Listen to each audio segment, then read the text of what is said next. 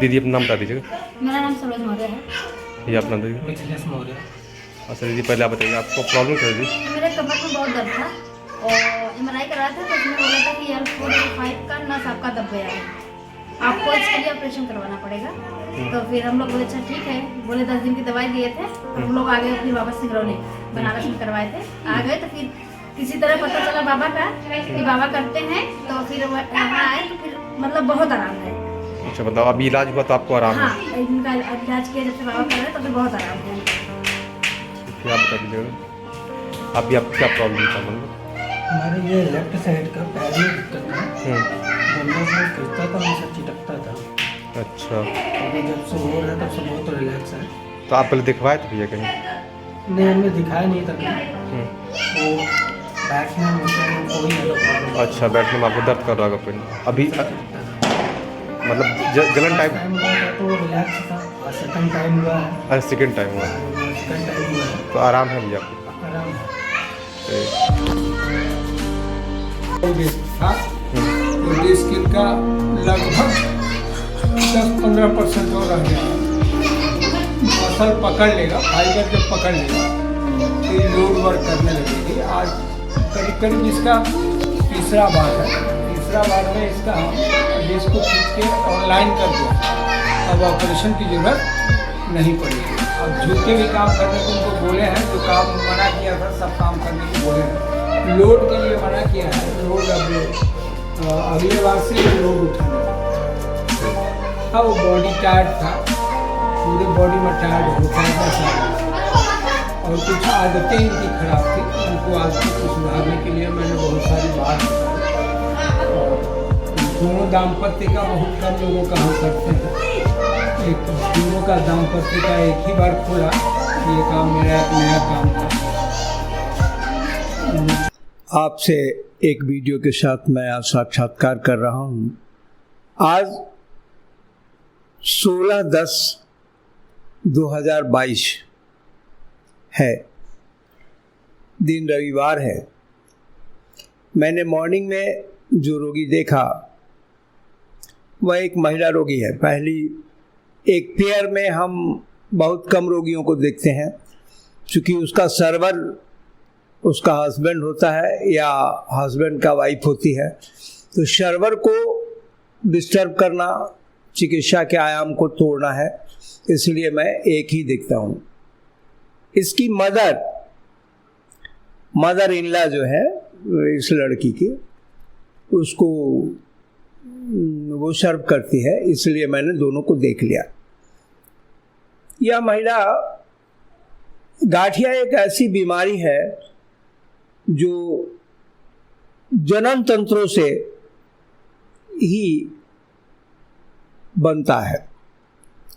यह एक असह्य दर्द, असहनीय दर्द के कारण हुआ करता है।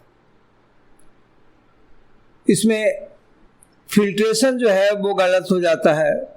ब्लड में जो नमक का मात्रा जाता है, साल्ट का मात्रा जाता है, उसको वो छानता है किडनी, और किडनी छान कर अंदर ही रख लेता है, जिससे वो अन्य अंगों में जहाँ गैप छोड़े गए हैं मूवमेंट के लिए, उन अंगों में वो जा कर के जमने लगता है, फ्रोज हो जाता है, इसलिए ये गठिया होता है।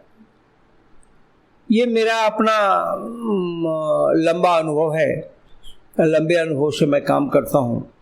तो मैंने गाठिया के करीब 10,000 से तो ज़्यादा ही रोगी देखे होंगे। वो ज़्यादा करके महिलाओं को ही ये बीमारी होती है।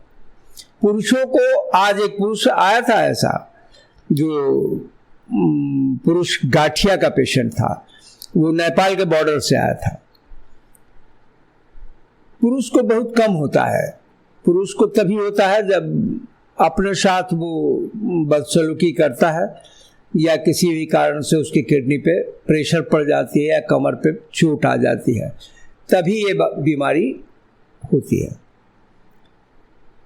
तो मैंने इस महिला को आज 3rd टाइम था जब देखा।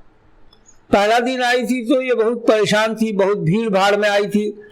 उस दिन रोगियों की संख्या ज़्यादा थी, 10 रोगी थे, और 10 रोगियों के बीच में इसको टाइम नहीं मिल पाया, तो दूसरे दिन वो फिर आई और दूसरे दिन आकर के बट अपना मैंने जैसे कमर कस ली हो ऐसी बात थी। उसका नामांकन मेरे यहाँ नहीं था, इसलिए मैंने उस दिन 10 रोगियों का काम किया। रात हो गया तो फिर वो दूसरे दिन आई और दूसरे दिन आकर के मैंने उसके बदन को खोल दिया। दूसरा बार आई तो उसका हल्का हो गया था। मैंने बहुत जगह कहा है कि दर्द जो होता है गाठिया का, वो एक ऐसा दर्द होता है जैसे किसी डब्बे में कोई सामान भर करके बजाया जाए तो वो भारी बजता है, और थोड़ा सा अगर निकाल लिया जाए तो वो उसकी खनक ज़्यादा हो जाती है, थोड़ा सा बच जाता है तो बहुत ही खनक होती है। उसी तरह की गठिया का दर्द होता है। तो मैंने चूँकि नमक साल्ट मेल्ट होकर के और यूरिन से जाने लगता है तो एक कष्ट होता है।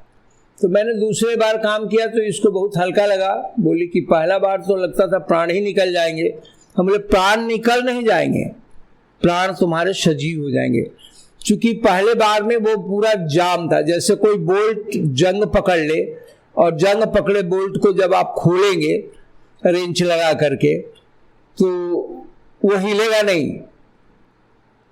जब वो एक बार दो बार एक आध चूड़ी जब हिल जाएगा तब वह आहिस्ता आसानी से वो रेंच घूम जाएगा और घूम करके वो बोल्ट खुल जाएगा। उसी तरह का काम था।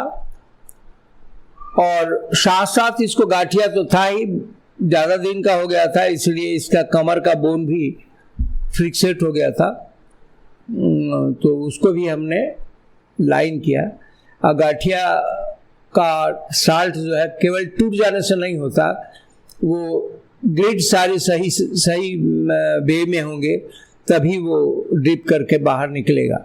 तो मैंने पहले दिन उसका लाइनिंग सही कर दिया था, और लाइनिंग सही करने के कारण दूसरा बार जब उसका हमने काम किया तो उसको बहुत सॉफ्ट लगा और ग्रिड से साल्ट बहुत जल्दी फास्ट वे में निकल गया।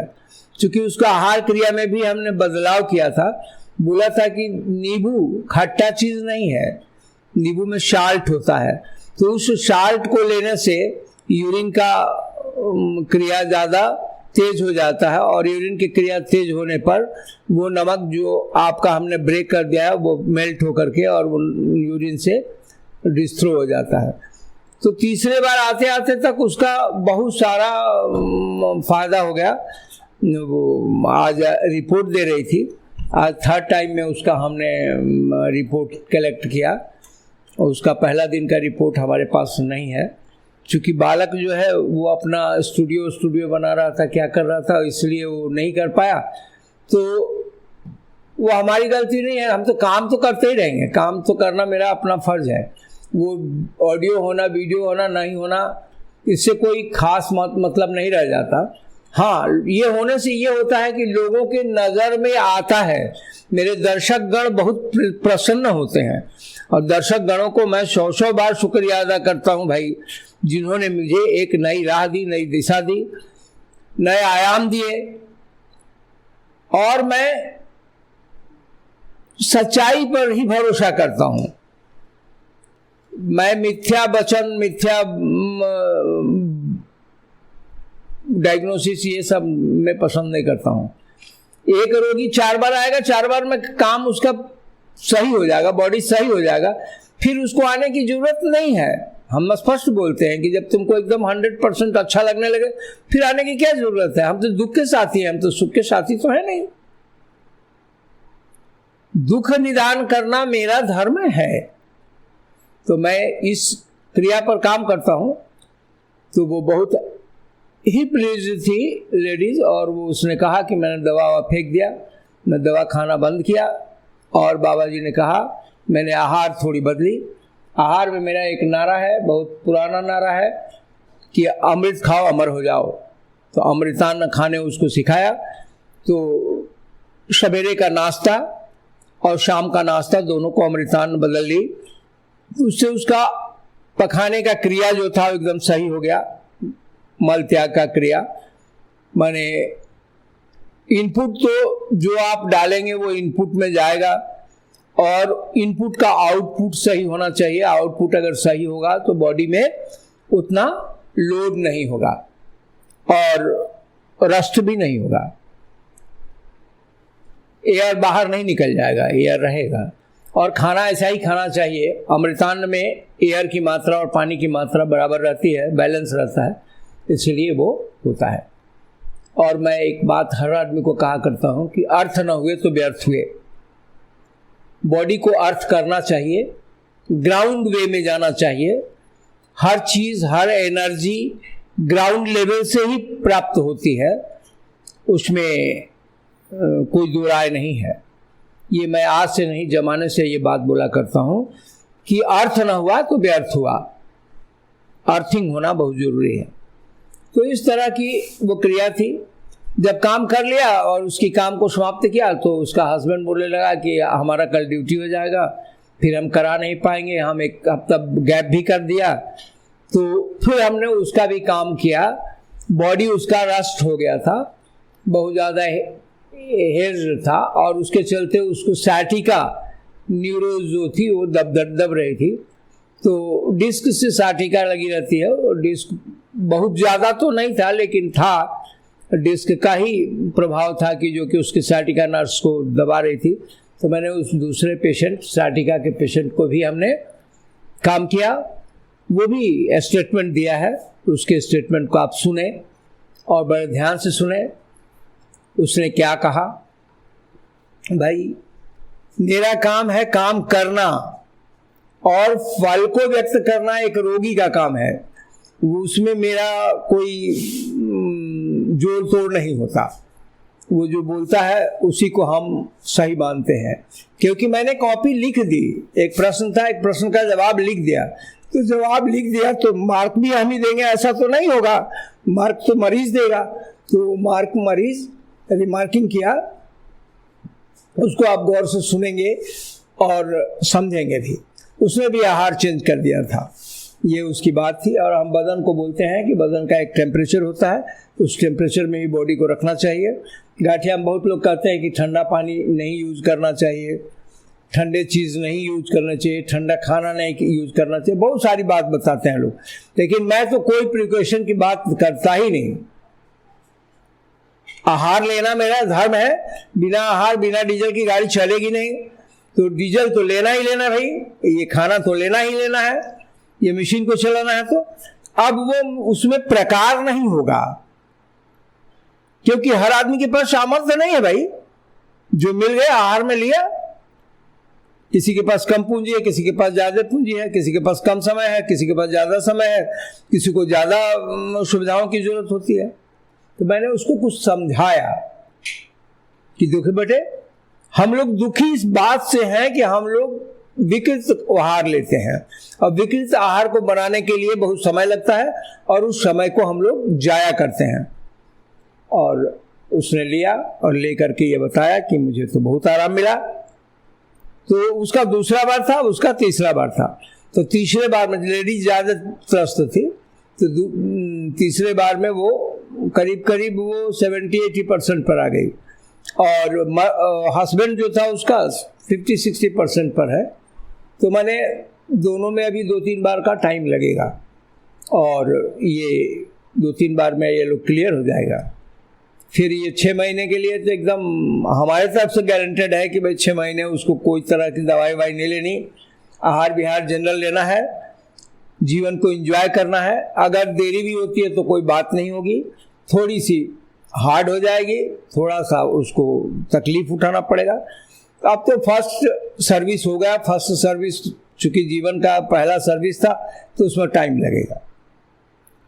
ये हमारा आपने गाठिया साठिका की जो गले में नेक लग जाता है, लोगों के गला मोड़ नहीं पाते, उन सबको इंसान ने सिर्फ 1 मिनट में आराम दिया है और ठीक किया है।